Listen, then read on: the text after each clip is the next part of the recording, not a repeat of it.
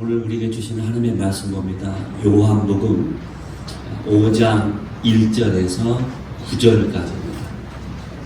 하나님의 말씀은 요한복음 5장 1절에서 9절 말씀까지입니다.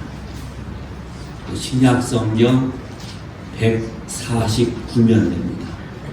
149면 요한복음 5장 1절에서 9절까지 제가 한 절, 여러분들이 한 절 교독하겠습니다. 그 후에 유대인의 명절이 되어 예수께서 예루살렘에 올라가시니라. 예루살렘 양문 곁에 우리말로 베데스다라는 곳이 있는데 거기에 현각 5이 있고 그 안에 많은 병자, 맹인, 다리 저는 사람, 혈기 많은 사람들이 누워 눈의 움직임을 기다리니 이는 저자가 강세대와 물을 위하였는데 움직임에 먼저 들어가는 자는 어떤 명에 열렸지 하게 되더라. 거기 38해 된 병자가 있더라. 예수께서 그 누운 것을 보시고 병이 벌써 오래된 자라 하시고 이르시되 내가 아무나 하나 병자가 대답하되 주여 물이 움직일 때 나를 못에 넣어주는 사람이 없어 내가 가는 동안에 다른 사람이 먼저 내려가나이다. 예수께서 이르시되 일어나 내 자리를 두고 걸어가라 하시니 다 같이 있습니다. 그 사람이 곧 나아서 자리를 들고 걸어가니라. 이날은 안식일이니라. 네. 저는 이제 설교보다도 찬양이 더 좋은 거예요. 찬양을 한 10분, 20분 더 들으면서 묵상하고 기도하는 게 훨씬 더 좋은 것 같아요. 워낙 말들이 많으니까. 이제 말은 좀 적게 하고 하나님께 찬양 드리면서 기도하는 시간들을 가지면 참 좋겠다. 그래서 오늘 또 설교를 준비했는데 제가 찬양을 듣다가 거기에 꽂혀가지고 이 설교를 제가 준비하게 되었습니다. 어떤 찬양이냐면 주님의 시선이라는 찬양입니다. 주님의 시선. 시간이 없어서 제가 같이 들으면 좋겠는데 같이 들을 수가 없어서 제가 우리 구역장님도 카톡방에 다 보내세요. 이 영상을. 그래서 구역 식구들한테 오늘 이미 본 사람도 있겠고 예배 끝나고 집에 가셔서 그거 딱 들으면서 그 찬양 들으면서 한번 생각해 보는 거예요. 하나님 우리에게 주신 귀한 은혜 가운데 하나가 뭐냐면 마음껏 상상할 수 있다는 거예요. 다 그려볼 수 있어요. 모든 것. 성경 속에 있는 그 내용들을 문자에 제한된 그 문자로 말고 그 성경 자간 사이에 펼쳐지는 하나님의 놀라운 그 은혜와 하나님의 기적과 그 모든 채우심을 말씀을 읽으면서 다 상상해 볼 수 있다는 게 참 큰 은혜예요. 그래서 여러분이 좀 성경을 볼 때 무더운 여름에 에어컨 어디 못 가잖아요. 너무 더워서 시원한 에어컨 켜시면서 좀 그 안에서 성경을 좀 많이 보면서 묵상하고 그 그늘 안에서 하나님께 더 경건한 모습으로 하나님께 더 세워지는 저와 여러분이 되기를 주의 이름으로 축원합니다. 주님의 시선, 주님의 시선이 내 인생 가운데 머무를 때 내 인생은 변하기 시작합니다. 변하기 시작합니다. 자, 오늘 본문에 보면 한 38년 된 병자가 등장하고 있습니다. 5절 말씀 볼까요? 5절 시작. 거기 38해 된 병자가 있더라. 38년 된 병자. 우리는 성경이 나오기 때문에 쉽게 이렇게 말할 수 있을지 모르겠지만은 그러나 38년 된 이 병자한테는 정말로 눈물겨운 세월이었을 것이다 라는 생각해 봅니다. 현재 지금 장애를 갖고 있어요. 마음대로 움직일 수 없습니다.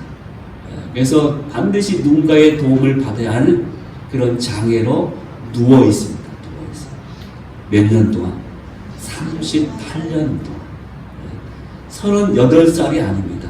언제부터 누워있는지 모르겠는데 하여튼 누워있는 지가 38년 된 병자가 있었습니다. 그 말을 듣는 순간 참 힘들겠다. 참 힘들었겠다라는 생각을 하게 되는 것이죠. 왜냐하면 38년 동안이나 이 병자가 살아왔으니 본인은 정말 본인뿐만 아니라 그의 가족들까지도 참 힘겹게 살아왔겠다라는 생각을 해보게 되는 것이죠. 그런데 또 한편으로는 이 사람은 참 놀랍고 대단한 사람이다라는 생각도 하게 된 것입니다. 왜냐하면 병이 그렇게 오랫동안 그를 지겹도록 괴롭혀 왔음에도 불구하고 그는 결코 포기하거나 그 다음에 절망하지 않고 오늘도 베데스다 연못에 나와 있다는 그 사실 때문에 참 이 사람 참 대단하다라는 생각을 해보는 거예요. 38년이나 됐으니 이제는 포기할 법도 한데 그런 여전히 희망을 꿈꾸며 있었다는 것입니다. 그런데 오늘 본문을 보면서 더 놀라운 사실은 무엇인지 아십니까? 이 본문을 묵상하면서 보다 보니까 이 더 놀라운 사실이 하나 있는데 그 뭐냐면 그가 어떤 희망을 가지고 연못까지 오기로 왔어요. 연못까지 오기로 왔는데 그다음 그가 할 수 있는 것은 아무것도 없었다는 거예요. 어떤 희망을 안고서 오기로 왔는데 더 이상 그가 할 수 있는 것은 아무것도 없었다라는 사실을 오늘 본문에 우리에게 말씀해 주고 있습니다. 여러분 참 안타깝기도 하지만은 참 우습지도 않습니까? 참 우습죠. 그토록 벽이 낫기를 기대하고 나왔지만은 그가 만나는 현실은 그가 할 수 있는 것은 아무것도 없었다. 이것입니다. 여러분 바로 이것이 우리 인생 아닐까요? 이게 바로 우리 인생입니다. 이상과 현실이라는 커다란 간격 속에서 여전히 우리는 그 속에서 안타깝게 살아가고 있는 저와 여러분의 모습이 바로 여기에 담겨있다 라는 생각을 해봅니다. 이상과 우리가 꿈꾸는 이상이 있어요. 근데 그렇게 살면 참 좋겠는데 우리가 만나는 현실은 우리가 할 수 있는 게 정말 적어요. 어떨 때는 내가 할 수 있는 게 아무것도 없다는 그 현실 때문에 그 간격 속에서 머무르는 게 바로 우리 인생이라는 것이죠. 이것이야말로 우리 인생의 영원한 숙제라고 말할 수 있는 것이죠. 우리가 원하고 기대하고 꿈꾸는 것은 참 많습니다. 그러나 우리가 할 수 있는 것은 아무것도 없을 때가 많다는 것. 그게 우리 인생의 딜레마라고 할 수 있죠. 그런데 오늘 본문에서는 이 비참하고 안타까운 현장에 드디어 예수님께서 오셔서 그 문제를 해결해 주셨다고 말씀하고 있습니다. 다시 말해서 어느 누구도 풀 수 없는, 해결할 수 없는 우리 인생의 문제를 누가? 예수님께서 해결해 주셨다는 거예요. 그러므로 우리 인생의 모든 해답은 오직 예수 그리스도 그분께 달려있다는 것을 우리는 기억해야 합니다. 우리 인생을 살다 보면은 우리의 많은 복잡한 인생의 문제가 있어요. 목사님, 너무 목사님 단순하게 이야기하는 거 아닙니까? 라고 말할지 몰라요. 그러나 우리 인생의 복잡한 많은 문제가 이 실타래처럼 얽혀 있어요. 너무나 복잡해 보입니다. 어떻게 풀 수 있는지 비결이 안 보여요. 해답이 안 보여요. 그러나 여러분 아십니까? 그 모든 실타들 풀고 따지고 또 따지면 결국 남는 것은 그 마지막 정답은 바로 예수님께 있다는 것을 우리는 발견하게 되는 것이죠. 그래서 우리 인생은 복잡한 것 같지만 믿음의 사람은 그 인생이 참 단순하다고 말씀합니다. 단순하다는 거예요. 하나님 우리에게 말씀해주고 있는 것입니다. 먼저 본문 1절을 보면 오늘 사건이 일어난 시점에 대해서 말씀하고 있죠. 1절 우리 다 같이 한번 읽습니다. 1절 시작. 그 후에 유대인의 명절에서 예수께서 예루살렘에 명절하시니라. 네, 여기 보면 명절에 예루살렘, 명절이 되어서 예수님께서 예루살렘에 올라가셨어요. 네. 명절, 모든 유대인들이 그들의 풍습에 따라 관습에 따라서 율법에 따라서 예루살렘에 다 와서 그 기쁨의 잔치를 하는 거예요. 모두가 다 기뻐하는 거예요. 민족의 명절, 아마 이때 아마 6월절 아니면 불임절이었을 겁니다. 여기에 대한 제가 자세한 설명을 하지 않겠습니다. 여하튼 그런 명절 때문에 모두가 기뻐하고 들뜨고 그 다음에 잔치하는 그때 이 사람들은 이 38년 된 병자는 그 명절이 아니에요. 여전히 그에게는 명절도 똑같은 또 하루 일뿐이에요. 오늘도 어제도 똑같은데 오늘도 똑같은 명절이었다고 하지만은 모두 백성들이 즐거워하지만은 이 38년 된 병자한테는 명절이 아니었던 것이죠. 예수님께서 이렇게 예루살렘에 이제 어떤 명절에 올라오셨습니다. 그리고 베데스다를 하는 연못가를 지나가게 되었습니다. 이 베데스다, 이게 어떤 연못이냐 하면은 그 뜻이 헤세드라는 단어의 두 단어가 합친 단어예요. 그 뜻이 뭐냐면 궁율의 집, 자비의 집이라는 뜻입니다. 궁율의 집, 자비의 집. 왜냐하면 3절에 보면 그 안에 많은 병자들이 있었다고 했습니다. 3절에 어떤 병자들? 맹인, 다리 저는 사람, 혈기 많은 사람들, 모든 사람들이 다 누워 있는 곳이 바로 베데스다 연못가였습니다. 다시 말하면 오직 궁율과 자비만 필요한 사람들이 모여있는 그곳이 어디냐면 베데스다 연못이었습니다. 그래서 자비의 집, 궁율의 집이었던 것입니다. 그런데 궁금한 것은 이 연못에만 왜 유독 이렇게 많은 병자들이 모여들었을까? 왜 모여들었을까? 거기에는 하나의 전설이 내려져 있었다고 오늘 본문은 우리에게 말씀해주고 있죠. 어떤 전설입니까? 가끔 천사가 여기에 내려와서 물을 움직이게 하게 되는데 그때 누구든지 그 물에 제일 먼저 들어가는 사람은 어떤 병이든지 다 낫게 되는 그런 전설이 있었습니다.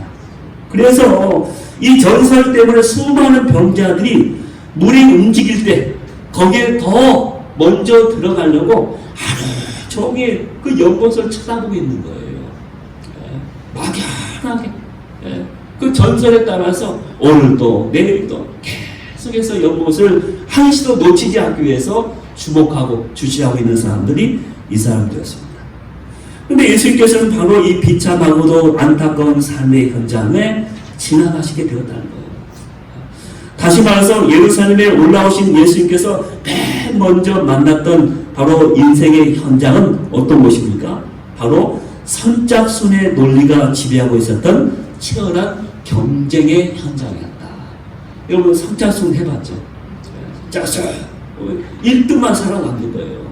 전 돌아와서 또 1등만, 또 다음 나머지 또 계속 돌아와서 1등만. 그게 선짝순이죠. 그런 삶의 애환이 있는 인간의 삶의 현장에 오신 겁니다.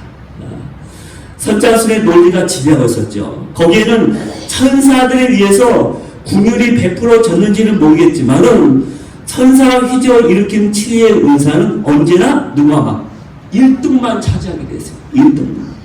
나머지는 다 필요 없어요. 그러기에 본문에 등장하던 이 베데스다는 살기 위해서는 남을 짓밟고서라도 올라가야만 하는 그런 장소였습니다. 궁율, 자비, 양보, 배려 이런 단어들은 그들에게 사치에 불과했던 단어였습니다.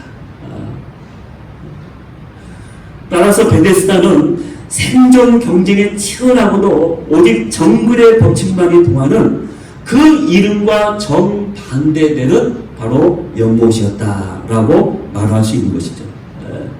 원래 베데스다는 자비의 집, 궁율의 집인데 이제는 자비가 없는 무자비하고 그 다음에 궁율을 찾을 수 없는 그 장소가 바로 베데스다였던 것입니다. 그래서 그 단지 무질서하고 오직 자신만의 아픔과 상처만 토해내는 그런 아주 슬픈 눈물겨운 사연이 있는 장소가 바로 베데스다였죠. 바로 그런 곳에 언제나 선짝순의 경쟁에서 뒤로 처질 수밖에 없었던 한 38년 된 병자가 있었다는 것입니다. 어떻게? 누워서 누워서. 바로 그때 주님께서 베데스다 연못에 오셨습니다. 드디어 주님의 시선이 오늘도 어김없이 나와 누워있는 이 38년 된 병자를 주목하게 됩니다. 주님은 그의 병이 벌써 오래된 줄 아시고 그에게 질문하십니다. 6절 말씀. 어떤 질문일까요? 내가 낫고자 하느냐? 내가 낫고자 하느냐? 그러자 병자가 자기는 너무나도 억울하다는 듯이 원망 섞인 엉망이 가득 찬 목소리로 대답합니다. 7절입니다. 7절. 다 같이 한번 읽을까요? 시작. 주여 우리에게 나를 보내 너를 찾는 사람이 없어. 내가 다른 사람이 먼저 내려가야 합니다. 아멘. 예. 여러분, 이 병자에게 낫기를 바라느냐고 묻는 것은 하나만한 질문입니다. 그렇죠? 세상에 낫고 싶어하지 않는 병자가 어디 있겠습니까? 그럼에도 불구하고 주님은 이 당연한 질문을 왜 했을까요? 정말 내가 정말로 낫기를 원하느냐?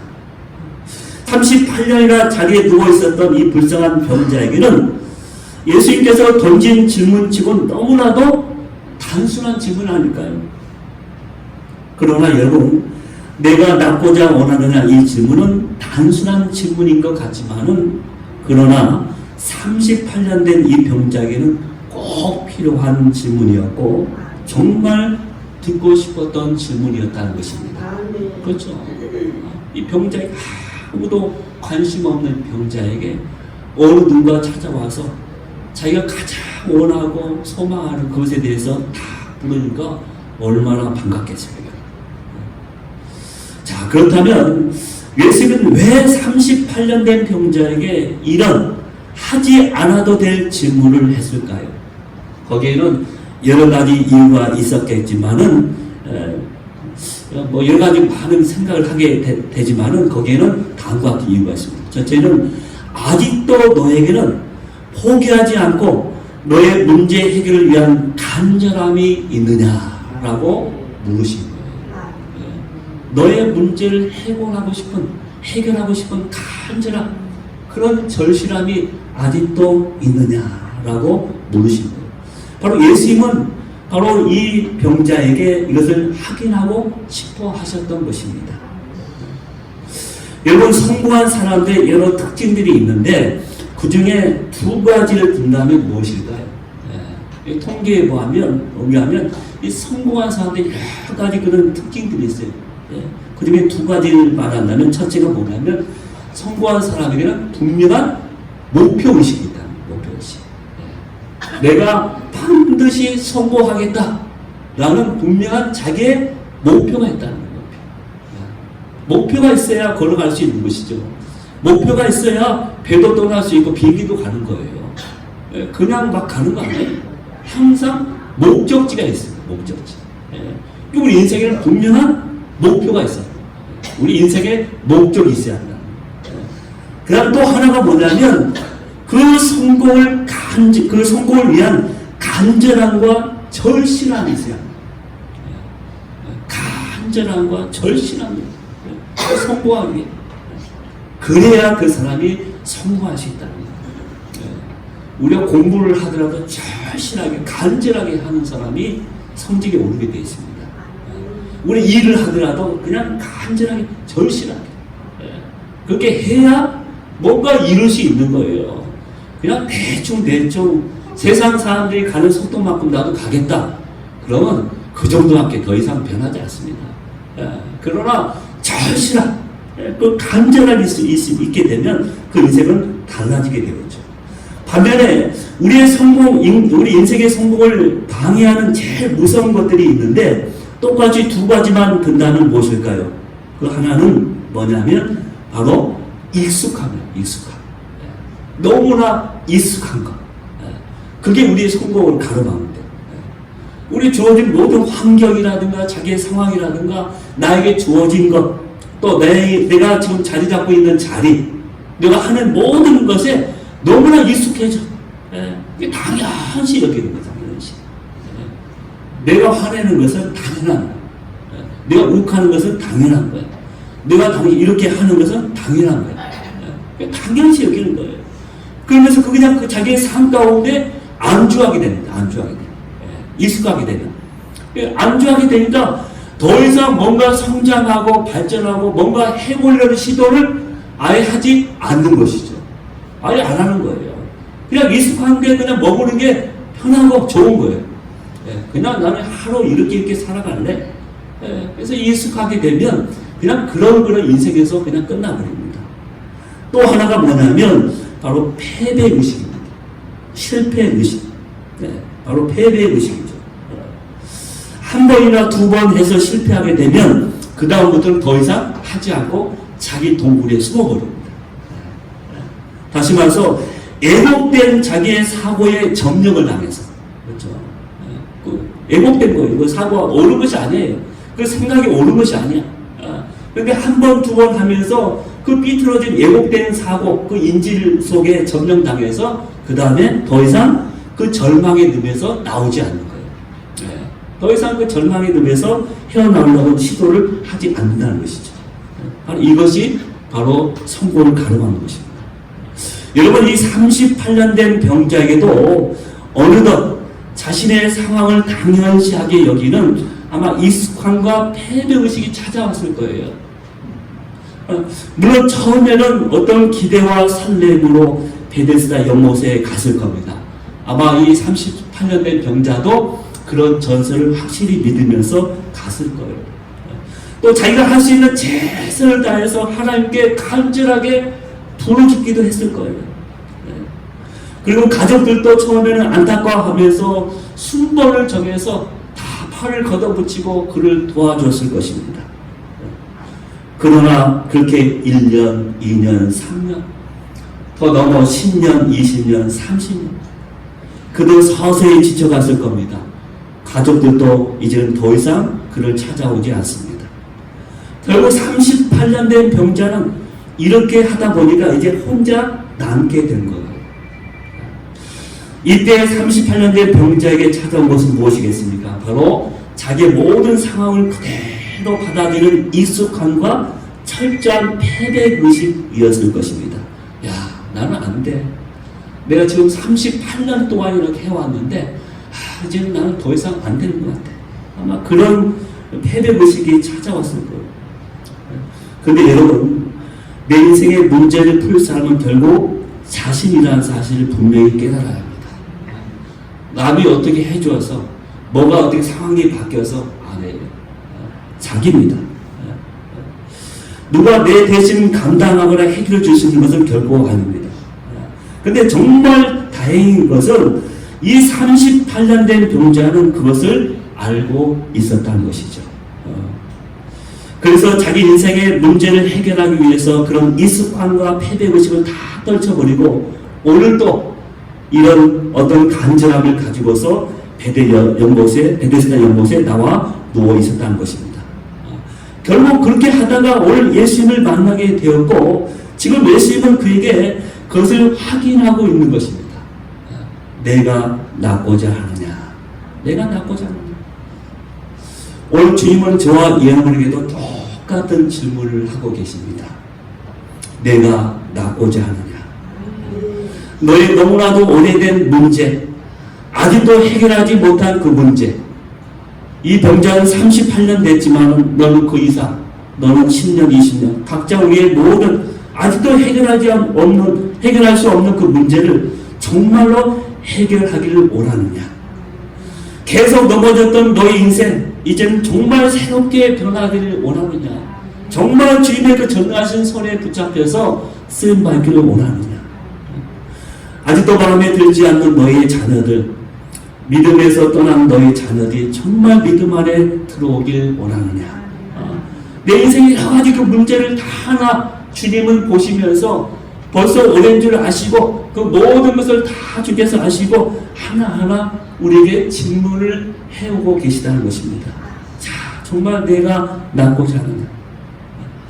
여러분, 이 질문 앞에 분명한 목표와 간절함을 가지고 주님께 아멘하며 구해야 합니다. 아멘. 이 성경을 보면 어떤 기적을 경험하거나 새로운 인생을 살았던 사람들의 특징이 있어요. 이게 거기에 보면 특징들이 많이 있는데 그 하나 가지고 사람들에게는 이런 간절함과 어떤 목표가 있었다는 거예요. 성경에 보면 많은 그런 인물들이 등장하는데 대표적으로 마태복음 15장에 보면은 한 가나안 여인이 등장합니다.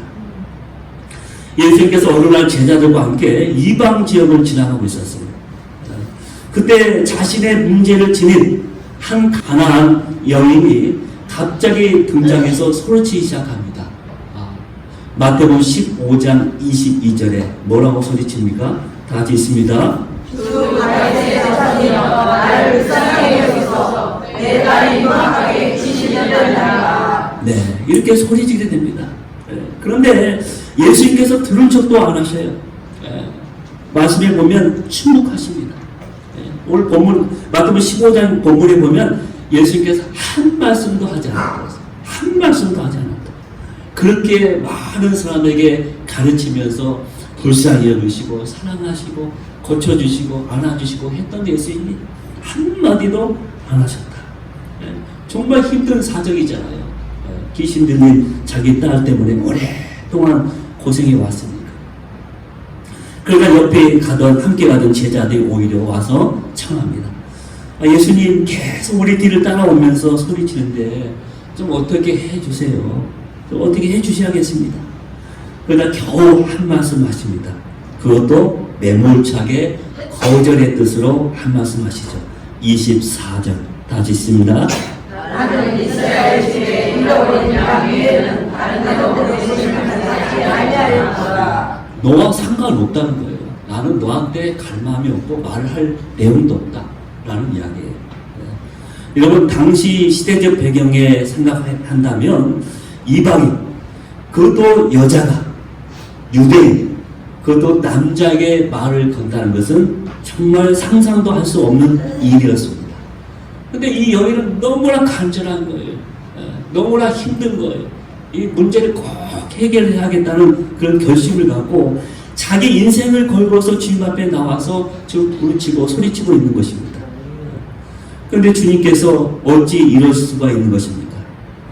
때문에 이 정도 되면 보통 사람들은 창피하거나 화가 났기 때문에 아마 포기하고 돌아갔을 겁니다.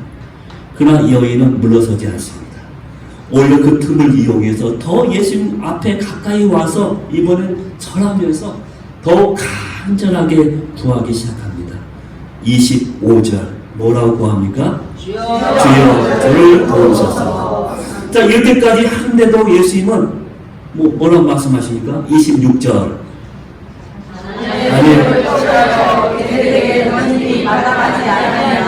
이렇게까지 심하게 말씀하신 거예요. 여러분 결국 이 사건의 결론이 어떻게 끝나는지 아십니까? 28절일까? 28절 28절 다 잠이 있습니다. 내 소원대로 되리라. 그때로부터 그의 딸이 나으리라. 여기 보면 예수님께서 그 여인의 그 모습을 보면서 지금 쭉 지켜봤던 거예요. 그러면서 뭐라고 인정합니까? 내 믿음이 크도다. 너의 소원대로 되라. 그날 곧바로 바로 그 문제가 해결되었습니다. 그의 딸이 나으니라. 여러분 예수님께 나온 이 여인에게는 이미 자신을 없고 오직 주님만 보였던 것이죠. 자기의 문제를 해결해 줄 수 있는 그 주님만 주목했던 거예요. 그리고 그 주님께 자기 인생을 거는 분명한 믿음과 간절함이 있었던 것입니다. 그래서 예수님께서 자신을 막 대했는데도 불구하고 한결같이 오늘 말씀 보면 뭐라고 합니까? 주여 주여. 예수님이 어떻게 반응을 하든 어떻게 자기를 대하든 상관없이 주여 주여. 마지막까지 처음에도 주여 하면서 나왔는데 마지막까지 그런 많은 멸시를 당하고 비난을 당해도 굽히지 않냐. 그래도 주님이야 주님. 그래도 주님. 그렇게 하다가 이런 기적을 맛보게 된 것이죠. 또 하나 예수님께서는 왜 당연한 질문 내가 낫고자 라는 이 질문을 하셨을까요? 이것은 단순한 질문했다기보다는 내가 너를 낫게 하겠다는 바로 예수님의 선포인 것입니다. 아멘. 너 앞에 있는 내가 너의 문제를 해결해 줄 수 있다라고 말씀하신 거예요. 네. 그러나 이 38년 된 병자는 내가 낫고자 하느냐라는 질문에 엉뚱한 대답을 하게 되죠. 다시 한번 7절 말씀 볼까요? 7절 다 같이 한번 읽습니다. 주여 우리 때 나를 못에 넣어준 사람이 없어 내가 가는 동안에 단산에 먼저 내려가나이다. 여기 보면 분명히 주여 그랬어요. 가나안 여인처럼 주여 하면서 나옵니다. 여기까지는 참 좋아요. 뭐 선생님이요, 랍비요 그렇게 하지도 않고 주여라고 했습니다. 그런데 그 다음이 문제예요. 엉뚱한 이야기를 하기 시작합니다. 그냥 주여 내가 낫고자 하나이다. 주여 나를 불쌍히 여겨 주십시오. 주여 나에게 자비를 내려 주십시오. 이렇게 대답하면 좋았을 텐데 다르게 이야기하는 거예요. 뭐라고 대답합니까? 자기의 모든 것을 다 늘어놓으면서 자신에게 기회가 오지 않는다고 신세 타령을 하고 있는 거예요. 그래서 뭐라고 합니까? 나를 못에 넣어줄 사람이 없습니다. 모든 사람이 다 나에게 무관심하다. 나를 좀 배려해주고 나를 도와주고 나를 좀 생각해주면 좋겠는데 이제 그런 사람이 없다는 거예요. 신세 타령하는 것이죠. 또한 남을 향한 원망과 불평이 가득 차 있습니다. 그래서 그런 말을 늘어놓잖아요. 다른 사람이 나보다 먼저 내려갑니다. 라고. 내가 낫지 못하는 것은 다른 사람 때문입니다. 저 사람이 말이야 좀 참고 나한테 양보하면 좋겠는데 그냥 계속해서 또 다른 것 계속 지금 그렇게까지 38년 지켜왔다는 거예요. 그래서 남에게 대한 원망과 불평을 가득 차 있는 것이죠. 여러분 이 38년 된 병자의 모습 속에서 저와 여러분의 모습이 보이지 않습니까? 왜 좋은 기회는 나한테는 주어지지 않고 다른 사람한테 잘만 찾아서 먹고 있는데 왜 나한테는? 그러면서 자신의 모든 불행이 세상 탓이고 남의 탓이라고 생각하고 살고 있지는 않습니까? 그러나 그 모든 열쇠는 남의 손에 아닌 내 손에 있다는 것을 기억해야 합니다. 드디어 38년 된 병자 속에 오랫동안 깊이 은폐되어 있고 숨어 있었던 그의 실상이 예수님 앞에서 다 폭로된 순간이었던 것이죠. 그 병자가 어떤 사람이었는지 낱낱이 더 이상 자신의 진실을 예면할 수가 없도록 주님이 꽉 잡고 계셨던 것이죠. 직접 대면하고 계셨던 것이죠. 그러면서 예수님은 선포하셨습니다. 뭐라고 선포했습니까? 8절. 8절 뭐라고 선포했습니까? 일어나 내 자리를 들고 걸어라. 일어나 내 자리를 들고 걸어라. 근데 그냥 좀 이상한 것은 일어나 걸어라 라고 하면 좋을 텐데 왜 굳이 내 자리를 들고 내 자리 쳐다도 보기 싫은 이 내 자리를 들고 가라고 하셨을까? 이게 뭘까 이게 성경을 이렇게 설교 준비하면서 궁금했어요.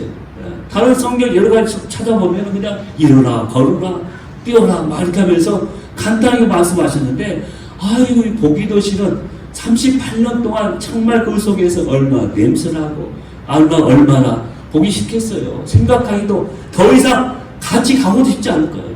근데 왜 주님은 내 자리를 들고서 걸어라고 했을까?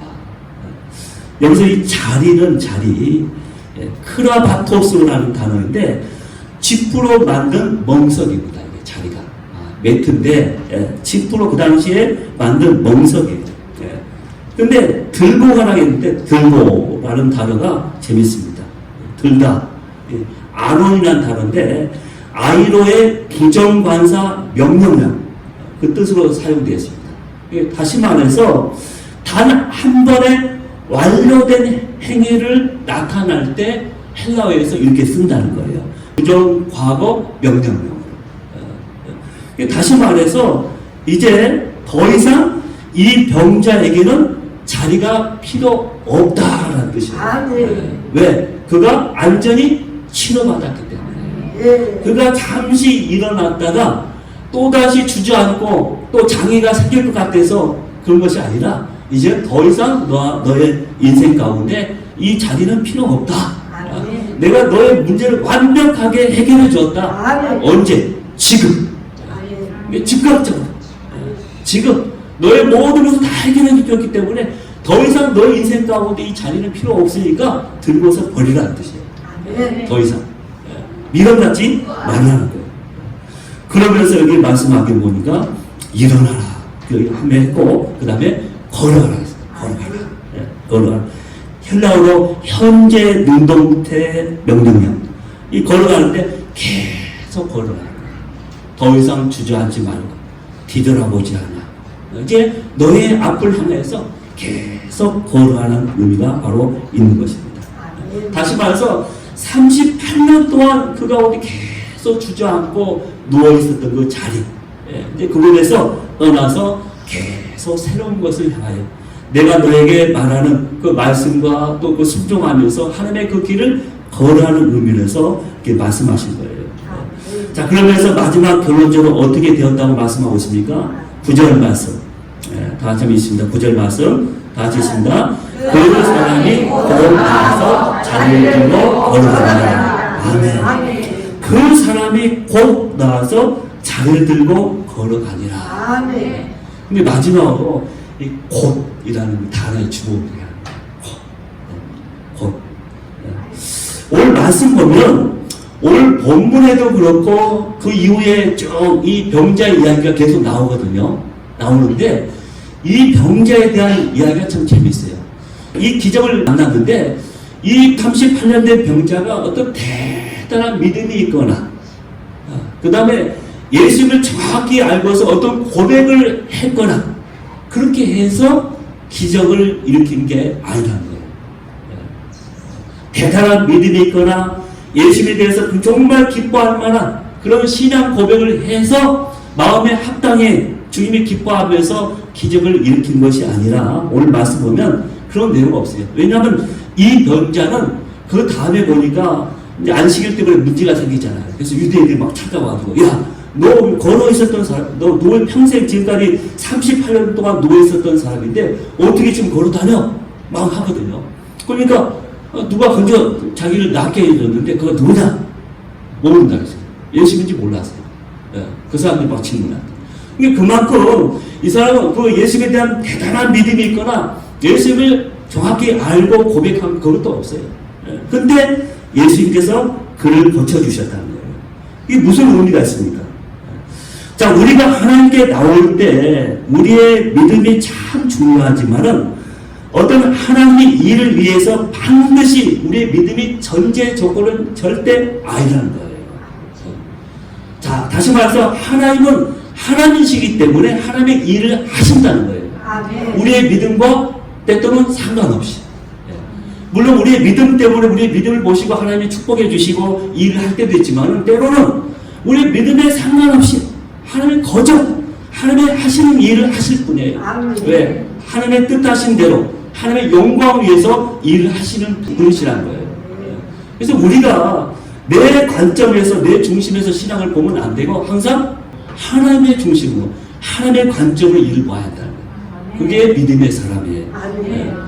때때로 하나님 내가 이렇게 안 해주시면 내가 이렇게 안 하시면 그래서 자꾸 하나님이 못하는 것처럼 내가 이 교회에 빠지면 안 되는 것처럼 내가 이 봉사에 내가 안 하면 누구도 할 사람이 없는 것처럼 그렇게 하지 말라는 거예요. 하나님은 어떻게 하시든 간에 하나님의 작정하신 일 하나님의 약속하신 일은 반드시 이루신다는 거예요. 근데 자꾸 우리는 내가 교만하게 나를 생각하면서 내가 대단한 사람처럼 어떤 우월감과 자기 교만과 자꾸 신앙생활 하면서 그냥 자기 우상 속에 빠지는 사람이 많아요. 절대 그게 아니라는 거예요. 마지막으로 제가 설교를 준비하면서 찬양을 듣는데 이런 찬양이 흘러나왔습니다. 주가 일하시네 라는 찬양이었습니다. 제가 한번 있습니다. 날이 저물어 갈 때 빈들에서 걸을 때 그때가 하나님의 때 내 힘으로 안 될 때 빈손으로 걸을 때 내가 고백해 여호와 이래 주가 일하시네 주가 일하시네. 여러분 예, 우리는 때때로 내 연약함 때문에 내가 주저앉기도 하고 내가 평생 이렇게 살아야 하는가 라고도 하면서 때때로 우리가 너무나 꺾일 때도 있고 어떨 때는 내 믿음이 식을 때도 있습니다. 그럼에도 불구하고 주님은 계속 주님이 하실 일을 하시는 분이에요. 내 인생 가운데 처음 나를 부르신 그 하나님은 오늘도 내일도 나의 믿음과 상관없이 내가 어떤 봉사하고 내가 섬기고 그거 상관없이 일하신 분이에요.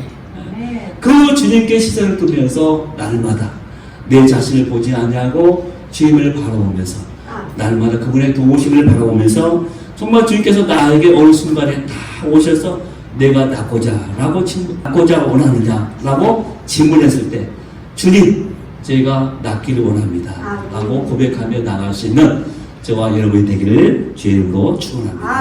기도하겠습니다.